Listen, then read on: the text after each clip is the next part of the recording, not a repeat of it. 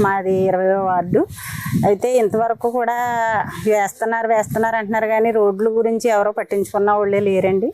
పిల్లలు అయ్యి స్కూల్కి వెళ్తున్నారు కానీ ఆటో తిరగబడిపోద్దా, లేకపోతే వాళ్ళు తిరిగి ఎలా వస్తారో ఏంటి, లేకపోతే బళ్ళు మీద వెళ్ళి వాళ్ళు ఎలా వస్తారో అని చూడవలసి వస్తుందండి. చినికి పడ్డదంటే జారిపోద్దండి రోడ్డు.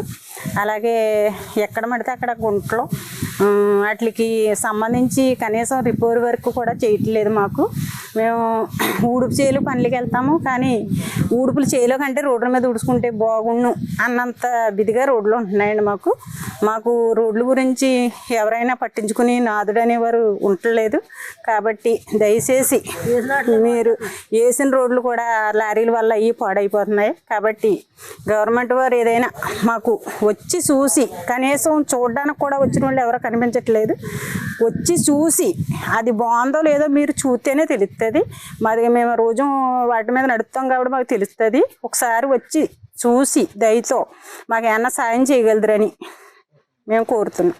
అలాగే గర్భిణీ స్త్రీ 2-3 ఉన్నారండి మా ఊర్లోని. ఒక ఆవిడని హాస్పిటల్కి తీసుకెళ్ళారు. అలాగే డెలివరీ అయింది కానీ సర్జరీ చేశారు. ఆవిడ తీసుకొచ్చేటప్పుడు మళ్ళీ కుట్లు విడిపోవడం కూడా జరిగింది. ఎందుకంటే మళ్ళీ మళ్ళీ కుట్లు వేయించుకురావడం కూడా జరిగింది. అలాంటి పరిస్థితులు మా గ్రామానికి ఉన్నాయండి. కానీ అలాంటి చిన్నపిల్లలు వెళ్తున్నారు, పాములు ఉంటున్నాయి, రోడ్లు అయితే సరిలేదు. గమ్మున ఎవరిని తీసుకెళ్లాలన్నా కూడా బండి మీదకి వెళ్ళేటప్పుడు ముమ్మడి వారం వెళ్ళేదాకా వాళ్ళు ఉంటారో ఉండరో కూడా తెలియని పరిస్థితుల్లో మేము ఉంటున్నాము. కాబట్టి మీరు గ్రహించగలరని, మాకు సాయం చేస్తారని కోరుకుంటున్నాం.